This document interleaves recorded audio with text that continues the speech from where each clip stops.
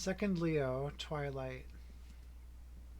In the stark black of a moonless night, Yoni and I, assured of our strengths, took a chance to enjoy the cool evening air of the oasis. Upon seeing my packet, he insisted I bring it and transcribe the things people talk about. I find with only a few breaks asked, I do well enough to assemble the information accurately. However, going through and cleaning up my penmanship is laborious. Yoni was somewhat different from the way he acted before death. He was taking his time, still playing his word games, but with a subtle darkness to them.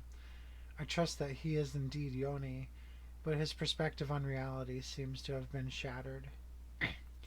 While speaking, he keeps a handful of coins aloft to his ear and ponders some mystery with them. Do you recall your afterlife, Yoni? It's nothing special. I just sat in a dusty castle in some cold, blue-black stonework floor with an impossible number of other souls. Some of them killed themselves, others simply allowed themselves to be killed. All. Someone near me said he wanted to go to paradise, but he sacrificed his life thinking it was enough to be faithful. I probably gave him a somewhat strange look, because after an ambiguous pause he conferred with me. It wasn't enough. He said death told him it was selfish. In any case, we all sat in this gigantic hall until some untold time, while a huge death in unearthly black robes adorns a lead throne forever. For hell, it's pretty reasonable. I laughed in spite of the trifles of hell and felt a little guilty for it. Yoni did not seem to mind. We were both silent for another long while until I pressed on. Can you complete the painting? I am of the impression that I can simply keep trying until it works. She stressed that it should be done perfectly, but I'm not certain how anyone will be able to tell. Let's just assume she can tell. It'll get more difficult the further we go, but she said we may take any path we wish so long as it's north. So I am having her start in the desert just south of Thriss. We can make our way back to the town and get my... Yoni stopped talking, and I stood up, glancing from palm to palm, peering into the oasis foliage, expecting some dangerous, eight-legged foes, but instead my friend demanded, with a tone I swear never to have heard from him before, "Where is my harp?" His voice cracked with the most minute hint of frustration. "It was taken after your beheading. I believe Drilled himself took possession of it." Mm. Yoni felt around his throat with his fingertips, but explained that the disgusted sound he made was more at the mention of the king. "Why are you so concerned about it? It has powerful magic within it that can help my creativity." I felt a familiar, anxious feeling when I heard the inflection he placed on creativity. This, at least to some relief, was indeed Yoni Svet. He went on. "Don't give me that look. My good spells usually do, good."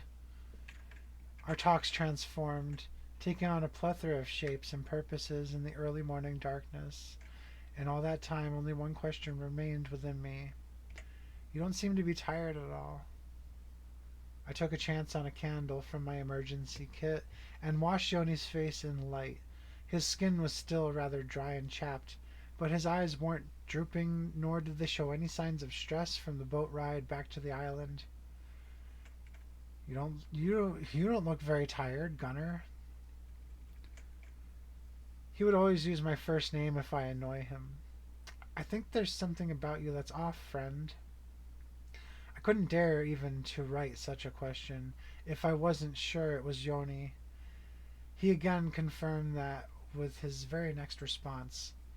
"You're paranoid." He stayed silent after that while I wrote it down. Looking up at Yoni gave him the cue to nod at my notes, which caused me to reread "You're paranoid," and then look back to find him nodding in abject approval. The clown continued. "I'm not a shape-shifting demon. I'm not possessed this time." He pointed at me to stress his sincerity. "All I know is that I have to paint a planet, And while Alavane gave me a lot of supplies, I mean so much paint, he instructed me on writing this so and made me comment on it here.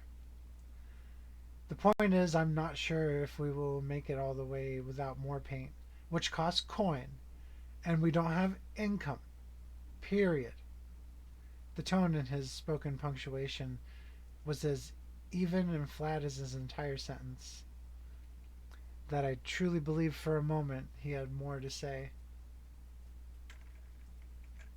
I don't have an answer to that, but if something is wrong with you, I need to know now before it becomes a problem. I know. I've got nothing to tell you, Faust. This time he addressed me normally to make up for his mistake earlier. I was ready for this. If it's fatal, I'll let the world burn before I save you from your own willful ignorance. He said I was being too cynical and then said goodnight. But I know that he knows what cynical really means. I can drop the subject for now. Third Leo. The next morning began shortly after I put down my pen. When Alavane clapped her hands in the dim glow of her room, summoning the light of soul into everyone's eyes, I was somehow much more awake then and decided I may as well seize the day. As I stood, everyone else began standing and stretching, except for Yoni, who was already beside the goddess, seemingly unamused. We're ready to see you off. The sooner you begin, the less anxious I'll be. Alavane's expression was matter of fact, and her brow twitched subtly when she noticed me staring her down, but that was all. After strapping on our accoutrements, the goddess led us into the room with the portals and bade us to sit in the center with our things while handing me a bag of valuable corundums of varying sizes and colors. The conflict stayed at her side, giving me a well-meaning yet gruff nod. Righteous seemed eager to get going, no doubt due to the stress our hostess put upon his mind the day before.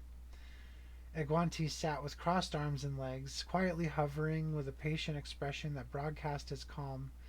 Yoni had with him a pail with several brushes and many small jars in a box that he slung over his back on leather straps. Alavane gave us her thanks. If you make it through this, I'll be sure to see that my father rewards you handsomely.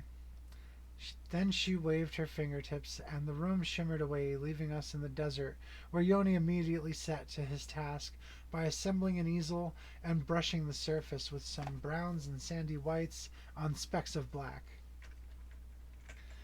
Nothing interesting happened for almost 2 hours, until Yoni unceremoniously threw a dark cloth over the canvas and disassembled the easel. We set out across the sands toward Thriss to arrive near noon. We gathered ourselves behind a familiar building, standing near a sleeper in the street, and there it was that Righteous told us he had enough. Ever since I started following you, I've been tempted with sin time and again, and I cannot abide it any longer, he shouted accusingly. The sleeper coughed several times with great fervor and then became silent again. I pleaded with him. I'm sorry, Righteous. It was not my intention for things to turn out like this. We need you now more than ever, though. The holy man struck me with a stare that could seize a thunderstorm. I understand the direness of this situation, so I'm willing to try for the sake of the world.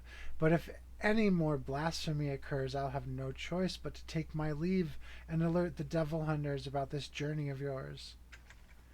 It was then and there that reality went gray, and the apostle of death rose out of a nearby shadow.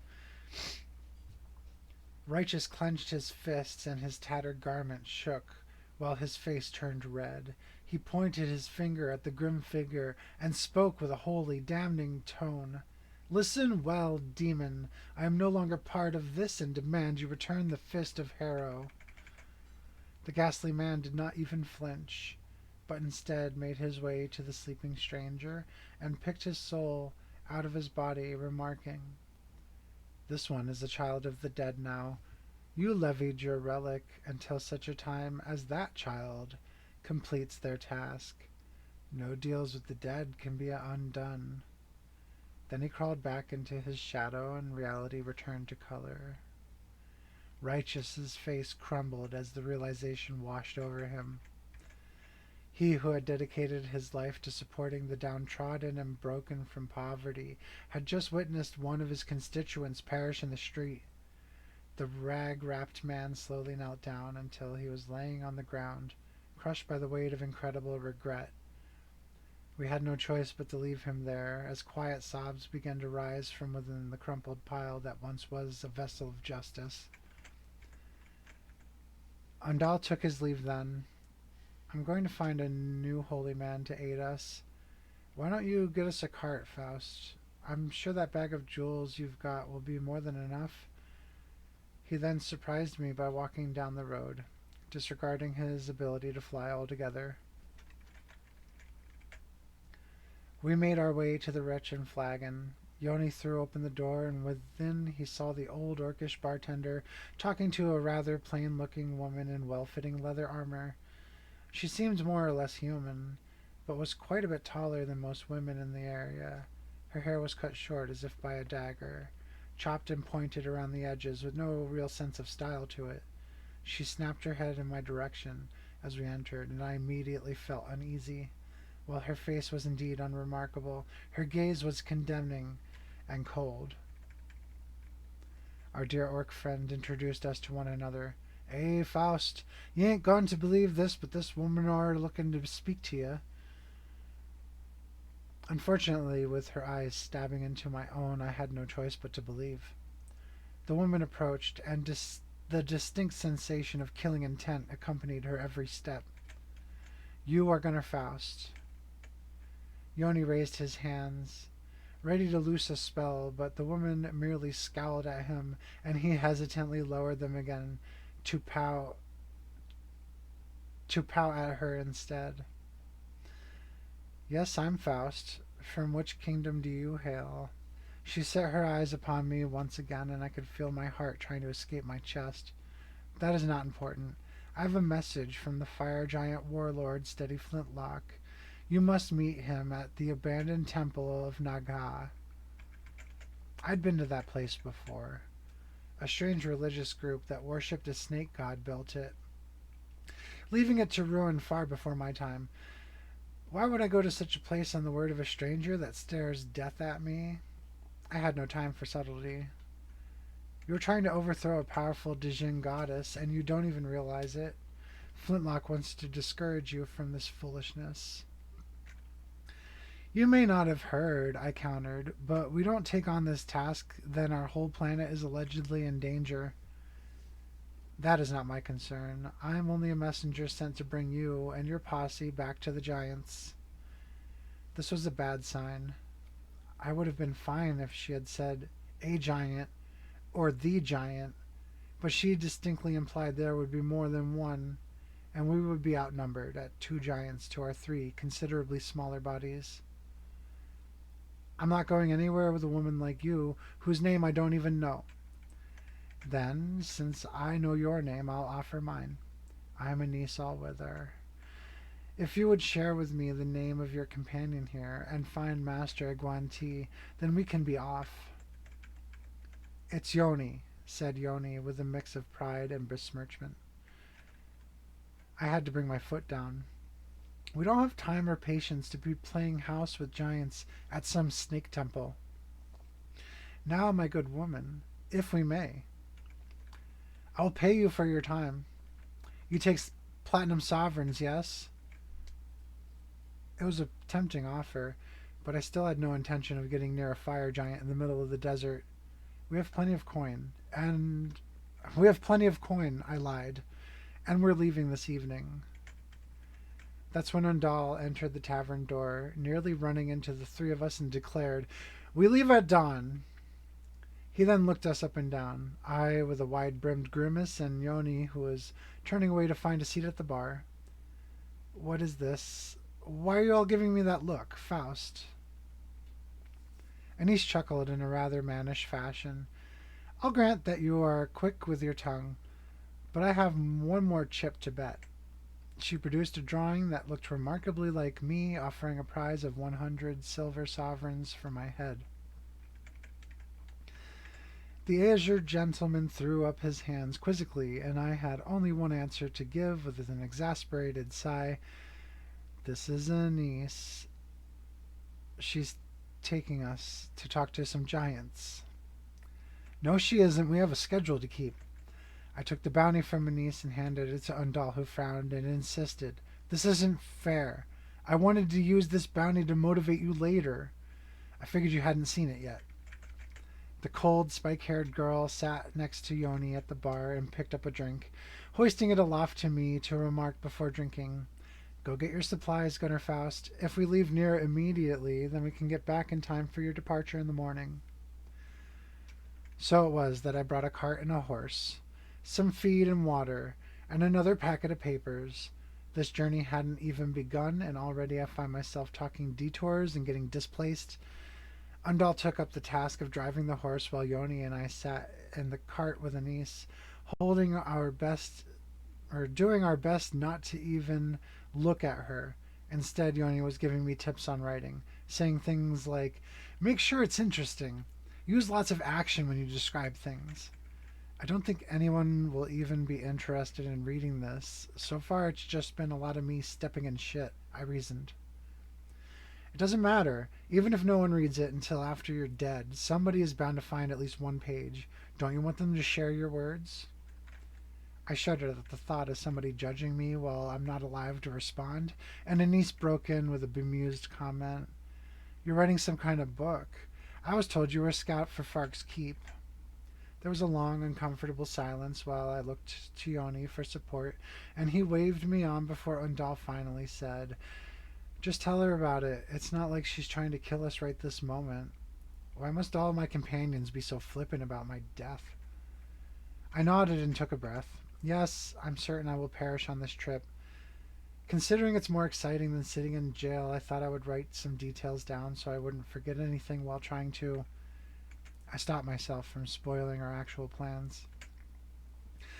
To complete the task we've been given, it was fortunate that we kept the canvas and painting supplies at the Wretched Flagon, safe in the hands of that familiar orc with too many stories to tell. That's genuinely impressive. Anise folded her arms and nodded her approval. It's nice to see someone in your line of work taking on the task of keeping memoirs. I actually have a journal of my own that I keep up to date each week. I disregarded the kinds of things a woman with such strong, deadly will would bother to write about, and instead began the question with questions of my own. You said your name was Allwither? It is. Do you have an issue with this? She was unreasonably defensive at this one question, I thought. The only Allwither I've heard of is an orphan named Marshall. Are you related somehow? I'm his sister, she lied. There was a strong resemblance to Marshall in her face, especially around the nose and eyes, but something about her response seemed inhuman. I glared at her and she laughed at me. I'm not giving you another answer. I don't care what you believe. There's the Snake Temple, chimed Undal, and we unloaded from the cart, stretching and preparing our minds for an afternoon with giants. The temple grounds were flooded with sand dunes that nearly blocked the entrance. Instinctively, I entered first, having no issues with the uneven terrain. My companions, Anise included, thankfully, were slowed by the sands enough that I could break ahead and catch a glimpse of the throne room. Darkness clung to the corners and obscured the ceiling as several thick sandstone pillars rose up into it like many utensils stirring a black, hearty soup. The smell of embers hung in the air, and peering deeper into the darkness, I picked out two burning orbs that peered right back.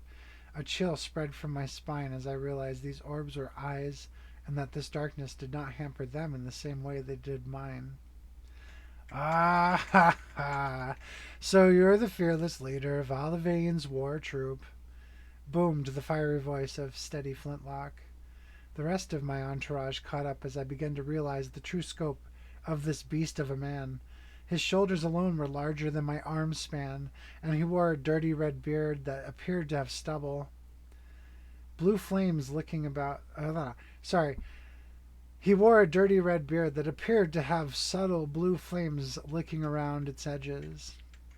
Steady clapped his hands, and some torches were lit by other nearby giants in impressive armor. Our host's armor was ornate and spiny, with a chitinous effigy boasting protection and danger all at once. The fire giant stood on a large dais with an unremarkable marble throne behind him. He licked his ruby lips and smacked them before hoisting at us a great axe of a gigantic proportion.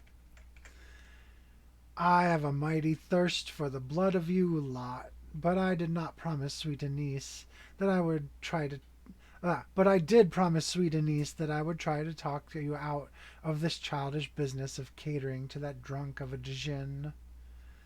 Undal openly scoffed at this, apparently hurt by the comment. Alavain is deserving of more respect than that, sir. He emblazoned the sir with a sharp gesture that, in no uncertain terms, clearly meant fuck you. I looked to Anise with a furrowed brow, and she explained, This isn't the way we're supposed to do things. Sarah Rossi would want us to be peaceable. It was then that I understood. Anise and Steady were subordinates to the being that would swallow the world in conquest.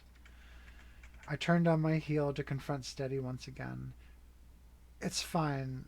We're going to stop Alavain right here and now. You don't have to worry about us any longer. I know, lad, came a grim response from the battle-ready giant. You and I both know you're lying.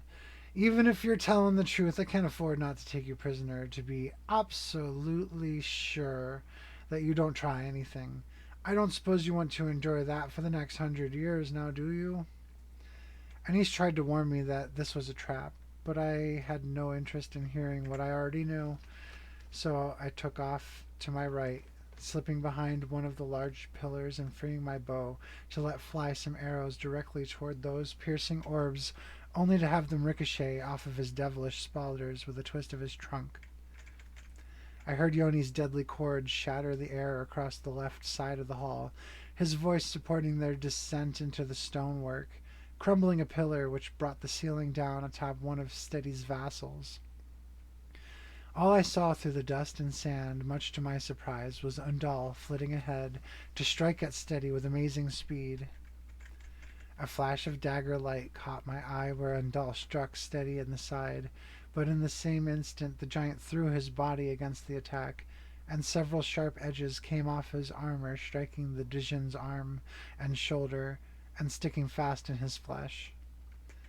Undal's body took this slight very well, as he barely staggered from the shock, while his opponent bellowed in his face, Gwahaha! You're braver than I grabbed you for. An awkward turn of phrase, I thought at first, until Steady took the initiative by closing one massive paw around Undal's new injuries, snapping him like a damp towel against the dais. Or maybe you're just stupid. He chuckled again and threw Undal's body into the fresh rubble created by Yoni's magical strike. Anise pled with her partner, only to be ignored. Flint, stop. This isn't how it's supposed to be. I crossed the hall quickly while readying several arrows for the next volley, but was intercepted by the other giant vassal, nearly striking me down with a crumbled pillar. Tossing up sand and earth from the place I once stood, I took this opportunity to lay my arrows along his torso and scrambled up them like a makeshift ladder to leap from my foe's shoulders. Unfortunately, this vassal was ready with their own retort, grabbing my ankle as I leapt for the air and pulling me down to the dirt with a breath-shaking slam. My head spun wildly to make sense of the temple moving around me. Dizzy and reeling, I pushed myself up and leapt my way over the next pile of rubble, coming closer to Steady. Later, I found my escape was only possible because of another shout from Yoni, which brought my assailant to their knees. However, I was unable to hear anything above the ringing in my ears. Across the dais, Undal took to the air and conjured a ball of acidic ichor. Flintlock was about to turn on the Djinn, and my mind went into hysterics as time slowed down. With my perception heightened, I lifted some hollow shaft rods and sent them one by one into the chitins along the fire giant's back. As my rods gave him pause, Undal Iguanti finishes his conjuration and sprayed the hot ichor over Steady's body. Our opponent had enough, and seeing his vassals incapacitated, one buried under rubble, the other being lulled into a comfortable fear by Yoni's devilish wordplay, Steady ran me down, knocking me over and continuing on through a passageway that was hidden from the front of the hall. Anise took this opportunity to throw a tiny object through the air after the giant, and that object let out an amused wail as if enjoying itself. I rolled up from the floor and saw the giant fleeing down a hallway, turning sharply and leaping up behind some distant wall, followed by a rumbling thud that continued further into the distance. Anise came up to me with her piercing gaze and offered me a healing hand, which I accepted with a grimace. She moved on to treat Undal's wounds while trying to explain herself. I apologize. I should have figured he would goad you into a fight, but Sayarasi didn't think I could convince you on my own. To be fair, I could not. Ch, was all that I could muster as a response. Undal thanked the woman for her assistance and collected the shards of metal that were briefly a part of his body. Yoni waved her off, remarking, "I'm fine, thank you." I started down the hall to pursue the giant, taking a moment to enjoy the sight of the remaining vassal cowering in darkness. There is no way for me to describe the comfort I felt seeing that massive brute in tears, unable to lift their head. Unable even to lift their head. Yoni followed me, and Anise in turn followed him, while starting the next line of questions. "Where are you going? Steady wouldn't run away if he wasn't sure he could get away." I figured this would be the case. "I want to see his escape route. We're going to meet him again, and I want to know his methods." I believe his main tactics are being large and swinging an axe. Yoni was trying to annoy me, but I pressed on to see the end of the corridor, which made a full turn and led to a shaft upward and a pit below. The wall opposite the pit had an indentation the size of Steady's boot in it, telling me that he jumped up the shaft. I could only see darkness above and below, to my distress. He doubtless has a portal back to Sayarasi. Anise shared and bent down to pick something up, which gave her thanks for lifting it off the ground. "What is that?" I asked, becoming more tense with Anise by the minute. "It's nothing you need to worry about." "I think I have plenty to worry about. You are clearly up to something if you aren't trying to kill us after what just happened here." The woman took a short breath and glared at me with a mannishly aggressive tone. She was becoming more difficult to read as my patience ran out. She left the corridor silently and I pursued her back through the hall. Yoni laughed, seeing me in this state, and Undal finished collecting valuables from the now confirmed dead vassal on the far end of the hall. Adjoining here, we stepped back outside together, and I grabbed Anise's shoulder and threw her up against the stonework. "I demand answers, woman." "Then you intend for me to lie to you?" She didn't bother to defend herself or even threaten an attack, but instead casually produced a long pipe from a pouch on her side and scooped up some very pungent herbs. I looked her over incredulously as she lit the herbs and inhaled deeply. That was when I noticed a gleam in her eyes. She was definitely not human. "What is your intention, Anise?" "I'm going to follow you on your journey and try to stop you, but for reasons I can't explain, I have no intention of killing you." I thought to myself, what does this bitch have planned? As if hearing my thoughts, she set to glaring at me again. That was her tell. That was my opportunity. "Strip down. If you don't want to fight on your hands, then show us everything you're hiding." Undal nodded, not caring for societal nuance, but Yoni protested. "Faust, that's not—" "Shut your mouth, clown." I cut him off to show him I was done with niceties. Anise handed me her pipe. "You may partake if you wish." I unstrapped and... Anise handed me her pipe. "You may partake if you wish," and unstrapped her leathers. She cast her jacket aside, slipped out of her chaps, set down a dagger and sheath carefully, placed 3 pouches on the growing pile, and lifted her blouse off. That was everything. And she stood in the desert sun, nude and pale as willow leaves. Although she had very masculine physique, being without her outfit gave us a clearer look at her wide hips and petite breasts. Yoni apologized and looked away while Undal and I examined her. Nothing else? Would you like me to shave? Her comment drew my eyes to her neatly groomed mons, and I definitely flushed and apologized. I'm sorry. Please put your things back on. A dagger and weed were not the most threatening issues at hand, but she knew some form of magic that I could not comprehend, not that I have any mind of magical practice. I knew she wasn't human. No woman, even one as battle-hardened as her, would be so ready to undress without even batting an eye. I considered this while turning my back to her, Undal still watching as she put herself back together. Once she was clothed, she placed a hand on my shoulder and threw me forcefully against the stonework. Her strength was very real, and her deadly serious eyes set the tone. No more games, Faust. She lifted her hands in the air to show our other companions that she wasn't trying to hurt me so much as shake me up. We're going to be partners from here on. If you can get along with me, then I can be civil with you. Are we understood? I scowled at her, mostly for appearance's sake, and nodded my head. I said I was sorry. I don't care about stripping down. I don't want your paranoia to ruin what could be a comfortable partnership. If you don't want us to follow through with our plan, then why do you not fight? After feeling her grip, I was certain she could take Undal and I single-handedly. Yoni could survive the attack, but only so much as saving himself was concerned. I have my own reasons. Her thoughts trailed off, and she motioned with an androgynous nod to the pipe. I softened my glare, considering her capabilities again and again, and finally asked something less stressful. Can I get a match? It's gone out. That terrifying and confusing woman lifted my pipe hand to my lips and produced a small spark from the air to light the herbs for me. They tasted sweet like plum, with a distinct sour aftertaste and a very heady, comfortably intoxicating quality. Partners? I nodded my head and slowly exhaled.